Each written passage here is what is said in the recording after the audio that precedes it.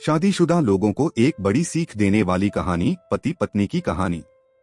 पत्नी ने न जाने क्या किया था कि पति ने उसे एक के बाद एक कई थप्पड़ जड़ दिए। हमेशा हर सिचुएशन को शांति से हैंडल करने वाली पत्नी भी इस बार इतनी अशांत हो उठी कि उसने अपनी चप्पल ही निकालकर पति की ओर दे फेंकी। चप्पल पति के बालों को छूते हुए निकल गई। ये किस्सा यहीं पर खत्म हो सकता था, मगर पति ने इसे अपनी मर्दानगी का विषय बना लिया और बात बद से बदतर होती चली गई। रिश्तेदारों ने भी आग में घी का काम किया।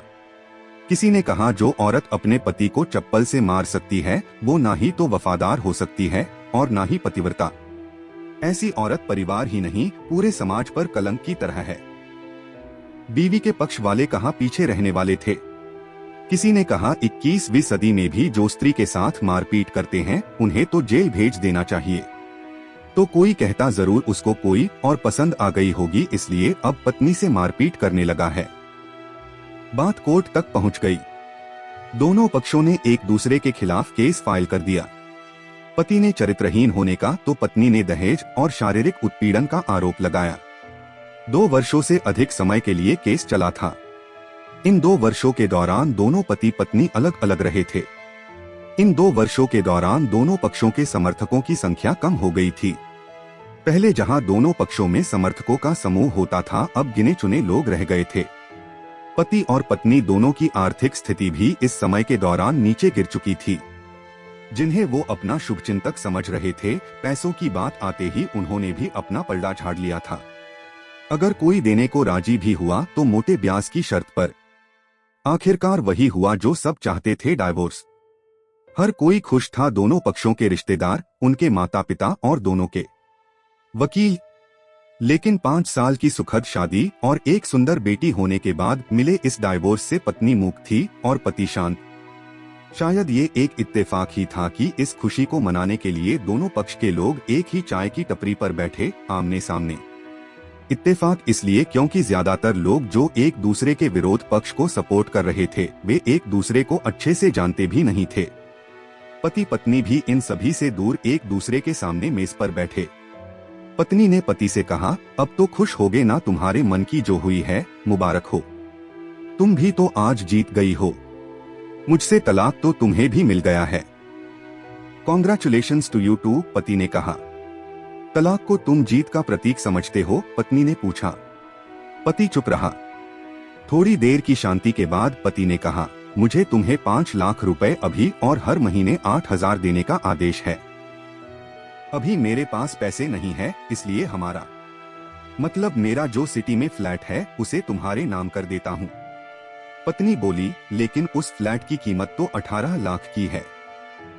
हाँ, लेकिन हमारी बेटी तुम्हारे साथ है और आगे जाके उसके खर्चे भी बढ़ेंगे, तुम्हें थोड़ी आसानी होगी, पति ने कहा। नहीं नहीं, मुझे सिर्फ 5 लाख ही देना और तुम हर महीने 8,000 तो देने ही वाले हो, मैं मैनेज कर लूंगी। अगर 5 लाख नहीं है तब भी कोई बात नहीं, पत्नी बोली। दोनों फिर से शांत हो गए। पति सोचने लगा, कितनी भोली और समझदार है ये औरत, जो कुछ समय पहले तक मेरी पत्नी थी और अब अनजान। ये वही है जो कम से कम खर्चे में घर चलाती और पैसे बचाकर मेरे जन्मदिन और बर्थडे पर हमेशा मेरे लिए नए कपड़े खरीद लाती। कभी बीमार भी हो जाती तो पैसे बचाने के लिए मुझे मालूम न होने देती और घरेलू नुस्खों से अपना इलाज कर लेती, मगर घर में कोई और बीमार होता तो तुरंत डॉक्टर के पास लेकर जाती। मेरी ही मति मारी गई थी, मैं ही अपनी झूठी मर्दानगी के चक्कर में इतनी बड़ी गलती कर बैठा। पत्नी के दिमाग में भी उथल पुथल चल रही थी। अभी भी वैसा का वैसा ही है, पहले भी खुद से ज्यादा हमारे बारे में सोचता था और अब भी वही कर रहा है।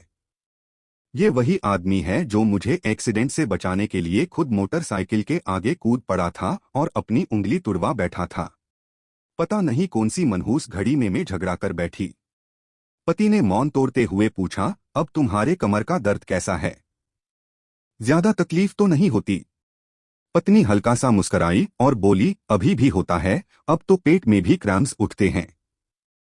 वो तो होगा ही, तुम योगा या कसरत भी तो नहीं करती हो।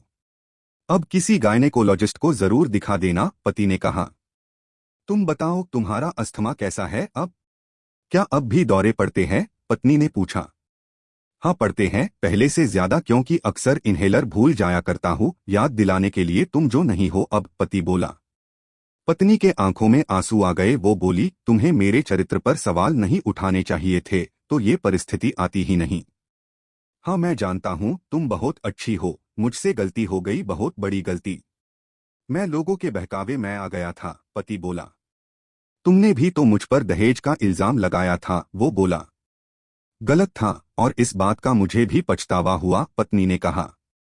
पति कुछ कहना चाह रहा था लेकिन हिचकिचा रहा था। पत्नी ने पूछा, कुछ कहना चाहते हो? वो बोला, क्या सब पहले जैसा नहीं हो सकता? क्या मतलब? पत्नी बोली। मतलब कि हम फिर से पहले की तरह पति पत्नी बनकर, सच्चे दोस्त बनकर नहीं रह सकते, पति बोला। पर ये डाइवोर्स के पेपर दिखाते हुए पत्नी ने कहा। फाड़ देते हैं, पति ने अपने पास रखे डाइवोर्स के पेपर फाड़ते हुए कहा। पत्नी ने भी अपने पास रखे पेपर फाड़ दिए। सभी हैरान थे, वकील, रिश्तेदार और माँ बाप। पति पत्नी दोनों एक दूसरे के हाथ में हाथ पकड़े अपने घर की तरफ चले गए। दोस्तों, ये कहानी उन हर पति पत्नी के लिए बड़ी सीख है जो छोटी छोटी बातों पर लड़ते हैं और इन झगड़ों को बड़ा बना के अलग होने का डिसीजन लेते हैं। प्यार और झगड़ा तो एक सिक्के के दो पहलुओं की तरह है, दोनों को स्वीकार करना होगा, तभी ये पवित्र रिश्ता उसकी मंजिल तक पहुंच पाएगा।